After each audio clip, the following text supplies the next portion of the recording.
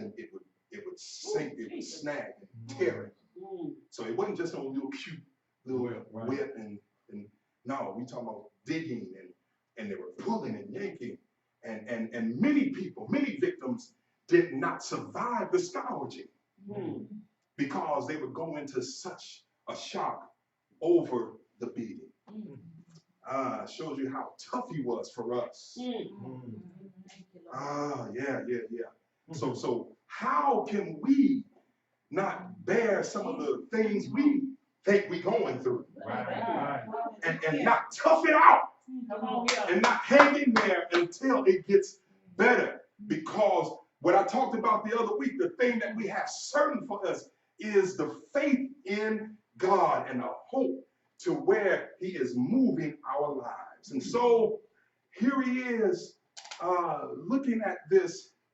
There were 2 points of references I want to touch on, and then I'll be out your way. When we consider what is going on Calvary, and it's just not getting to resurrection, because there's a life that has to live after we are resurrected. Okay, so we celebrate resurrection, we rejoice in resurrection, we're glad that it happened. I'm glad that my life is now hid in Christ, and now I can live a life purpose in him. But when I look at this, the 2 points of references is that not only is there a medical explanation for blood and water coming out of the side of him, there is a prophetic explanation of what's going on simultaneously. So the medical explanation indicates that, and it starts with Gethsemane, when the scriptures talk about when Jesus was praying in the garden, the scriptures declare that he was such a wreck that he was likened as an individual who was experiencing an extremely high fever. He didn't want to be around anybody. He didn't want anybody around him. He was, we know how it is. We get them. What's the saying now? In my feelings. Y'all know. I'm learning my daughter to keep me up the breast without these new terms and going to get your life and all of that. And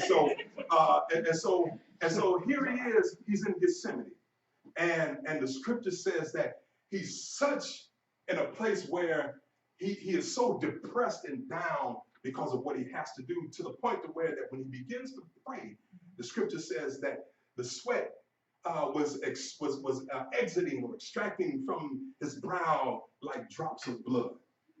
So that means it was just purging, and then boom, boom. If you ever, I've gotten back into working out again, and so sometimes when you sweat, I mean, it's just like bam, bam, bam, all over the place. And can you imagine where now, and some teach that it was actual blood that was extracting from his brow. So these are some of the things that Jesus had even begun to suffer even before he got to Calvary, to the point to where he wasn't for certain if he wanted to do this. Now, the scripture says that after he got his power in prayer, and I like what the young deacon was saying, much power or much prayer, much power. No prayer, no power. Little prayer, little power.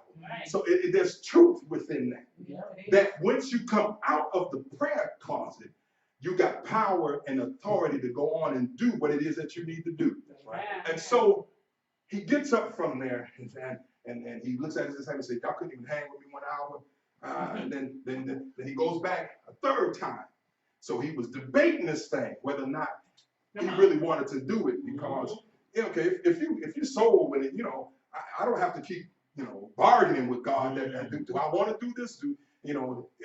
What's in it for me? So he finally gets to the point and says, nevertheless, not my will, but thy will be done. And for often we were taught, and I had to unlearn some things too, Pastor, to learn some things, because I was taught that when Jesus said, let this cup pass from me, the C-U-P, let that cup pass from me, really he was saying, let the K-U-P pass from me.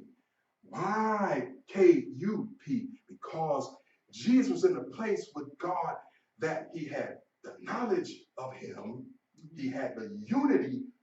him, and he had the power with him. And God was saying to him, give up for just a little space of time. Give up the knowledge you have with me.